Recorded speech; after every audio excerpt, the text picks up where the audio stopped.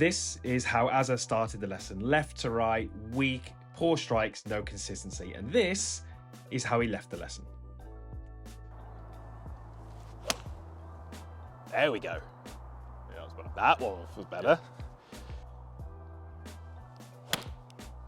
What you've been saying about your swing, the shots that you typically hit, the curve, that kind of stuff, and what you feel is happening, is all pretty much spot on, which is really good. Yeah. What I'm seeing at the moment is the way you set up and the way that you kind of address the golf ball and a little bit about what you do in the backswing makes the faults that you've got in your downswing always going to happen. It's almost like if you try to change your downswing shape, it wouldn't work currently. At the moment, you've got the golf ball too far forward in the stance. Yeah. So it's almost up where I would be having like long iron 3-wood driver, so way too far forward in the stance. With it being that far forward in the stance, it's almost always going to influence how you position your body. So we've got our target down there in the distance, which we've picked out. You set up, ball forward, body in sort of this position. I'm looking at that thinking your club is always going to be travelling like somewhere over here, kind of left of target. And even if you, from this setup position, kind of fixed it in the backswing and made a perfect downswing, that perfect downswing would cause the club to land around about here. So you would just hit everything heavy. Or you'd try and miss the ground and you'd then start to kind of top it. So from this setup, the right swing gives you terrible results.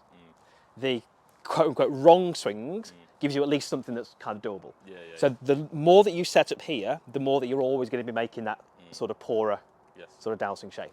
So what we've got to try and do, we've got to say, yeah, okay, your swing shape needs a bit of work, but we've got to get that started from a better address position. Your average club path is about 4.5 degrees out to in, which is what's giving you the sort of left to right shots. Your attack angle is about 4 degrees down, which is good.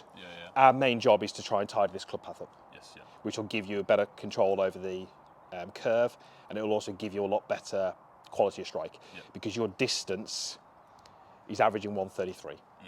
Now it's into the wind, range balls. We can get that higher today just by giving you a better quality of strike. So job number one is just to get this set up a little bit better.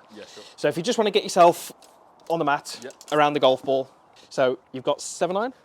Yep, perfect. Okay, so I want that ball, go on, you can go even a little bit further in the middle, set the club in behind the ball.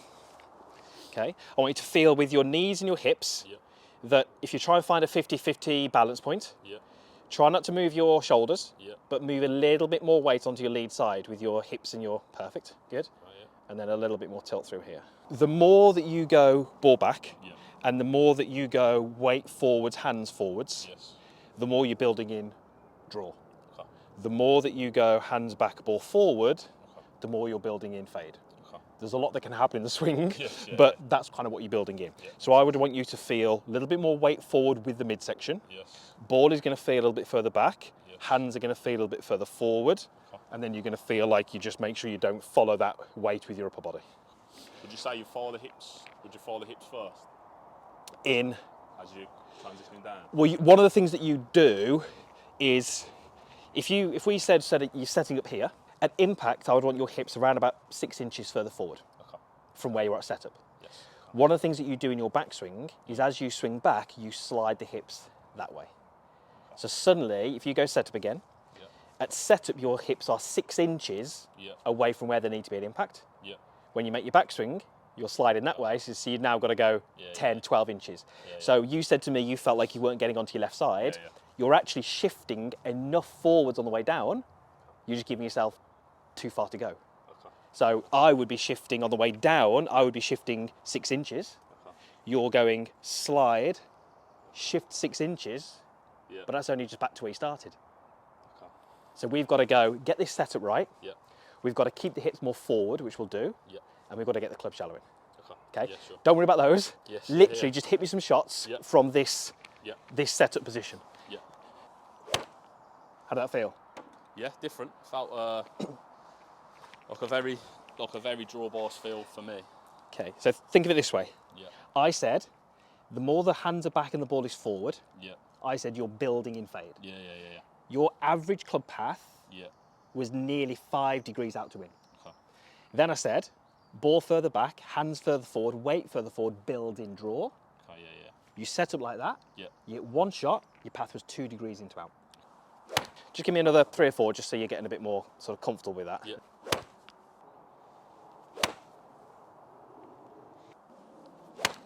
That's only bit. I mean, that was on the money. As soon as you make some changes, whether it be setup, grip, backswing, takeaway, strikes are always going to go a little bit off because it feels like your comfort zone. Yeah, sure. But we want to look at patterns. So your pattern was tending to just hit it a little heavy. Yeah. Now, if we think about what's going to change that, ultimately your club is hitting the ground, which is great. The club should hit the ground. So many golfers don't, they try and miss the ground. So we need to be hitting the ground. If it's happening a little bit too soon, we just need to look at why that's happening and what we can do. So what we've just said is that in your backswing, you have a tendency to move these hips laterally this way, which means that you've got a lot more work to do to get back. If you don't do that work, contact's going to be coming here. So by simply changing that setup and how you position yourself around the ball, we've already influenced the path. Great, you started hitting it much better, the last shot was perfect. What we now need to do is say, okay, let's take that better delivery and let's put a better strike on it.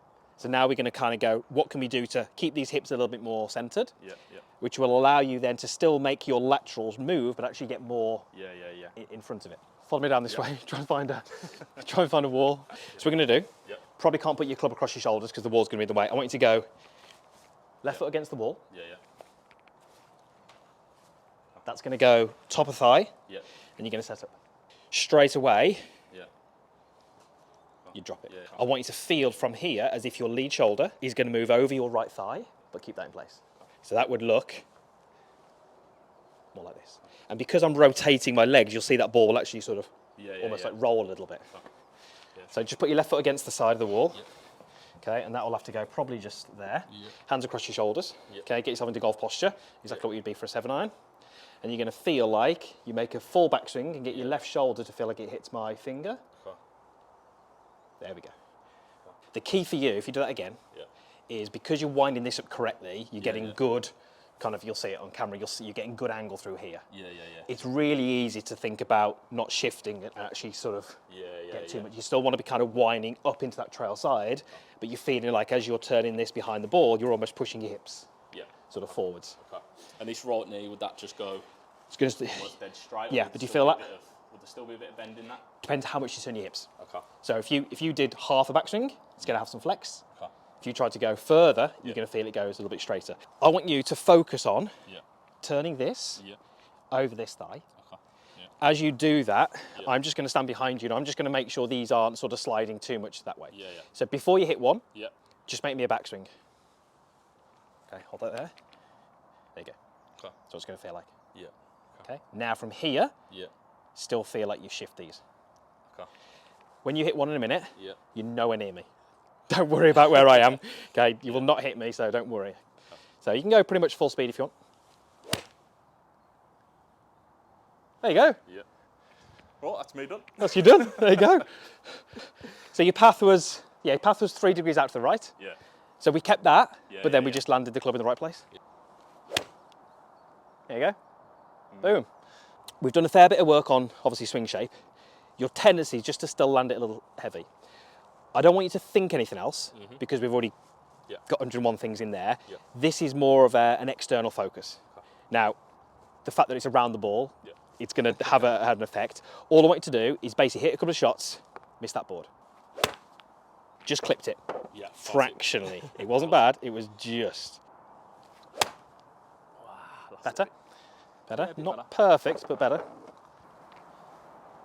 So if I'm, when I'm shifting, if I'm here, then they will go that way more. So you don't want to get, if I grab your club, to stand on that. Okay, just put your hands across your shoulders, make me a backswing and hold it. Think of the distance between this shoulder and this hip. Okay, just imagine what that distance is. The last thing you want to do is slide your hips forwards and stretch that.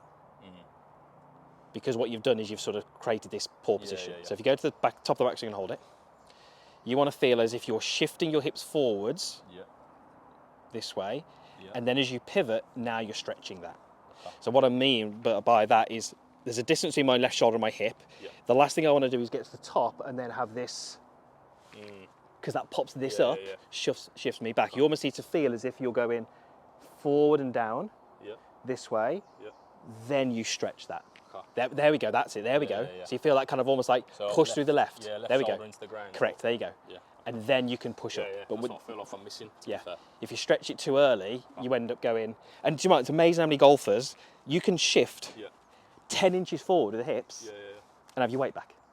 Because if you go that way, like you're stuck here. Golf shot. There we go. Yeah, that was better. That one was better. Yeah. They're so good now, though, aren't they? Yeah. There you go. Yeah. 165. You started at 133. Yeah. Have a look at that. Path was out right. Yeah. That's where it landed. There. Dead straight, longest one. Yeah, I've definitely got it in there. It's just, with that swing I had, just so inconsistent. Like, I've seen them numbers a lot before, but on a consistent basis, obviously not. Yeah. I mean, that one was on the money. That was literally like you flushed it, you missed that. Yeah. You ticked everything. Yeah. Really good. That was really, really good.